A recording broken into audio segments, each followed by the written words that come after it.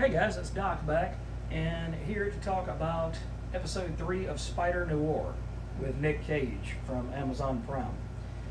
So, the more I watch of this show, the more I like it. It really digs into the 1930s detective, post-art deco type of feeling. And also, like any good hard-boiled novel, it has all of the different characters that are not only traveling down track A, but they seem to be veering off on track B. They have some friends over here on track C. You know, everything is mashing up together just like a dinner, like a four-course dinner. And the black and white, which that was the last episode that I'm going to watch in black and white until I get back to episode 6. That black and white just sets the tone absolutely perfectly for that storyline.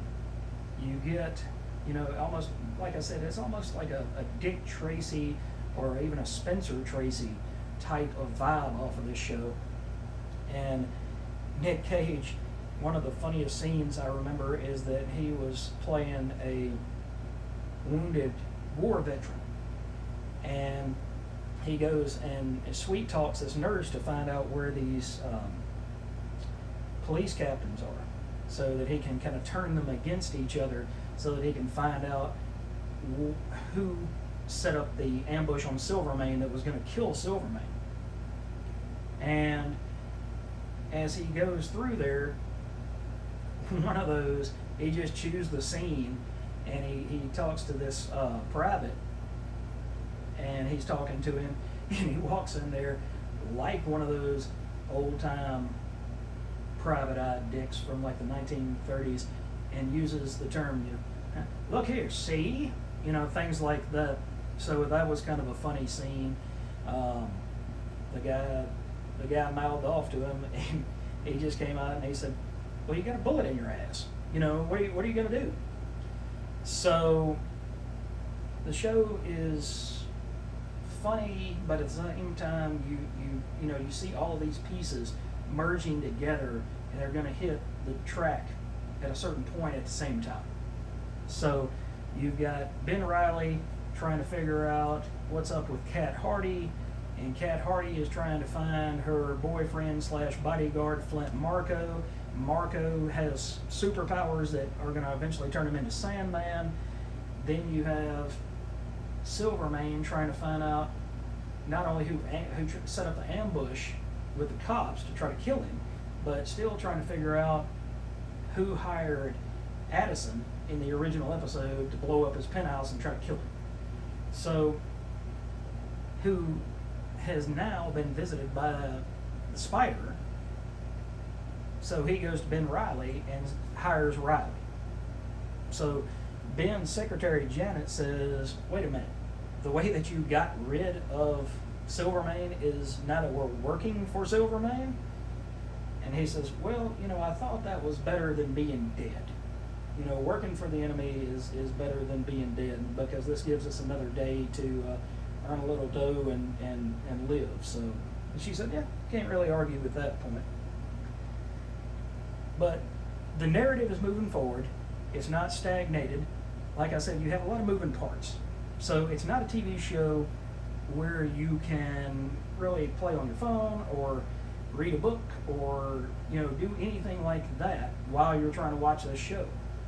There's a fair amount of shows, and to be honest, this is not fair to my wife, but there's a fair amount of shows that she's tried to turn me on to, or that even I've picked.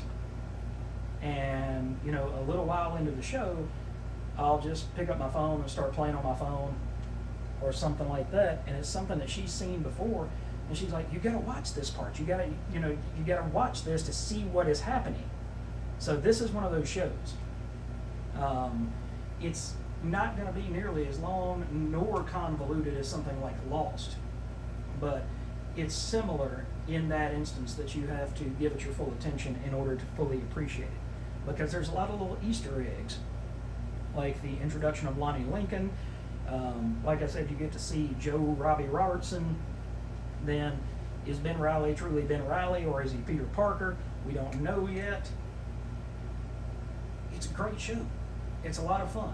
And, you know, just like I talked about it the very last time I talked about it on a video, you really need to sit down and watch it. And so in closing, I'll say again, the way that the showrunner has mentioned to watch it is the first 3 episodes in black and white to kind of set the tone for the narrative.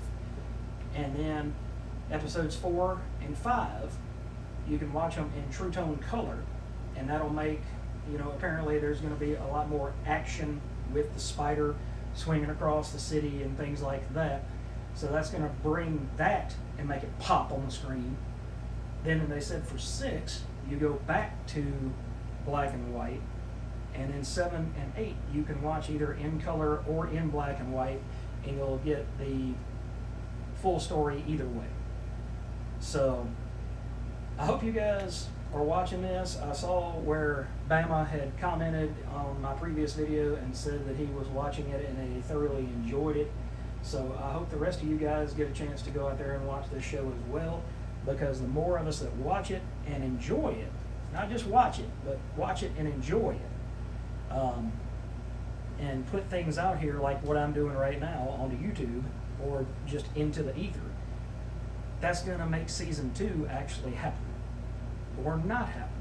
So if you watch it, you love it, let people know. Put it out on YouTube, Facebook, internet, somewhere. Let the people that created this show know how much you care about it. And in the meantime, I'm about to go back and watch episode 4 so that I can pop a new video up here shortly about that. Guys and ladies, thanks for watching. I appreciate your time. We're still growing. I think I'm at 303 subscribers right now, so let's just keep this train rolling.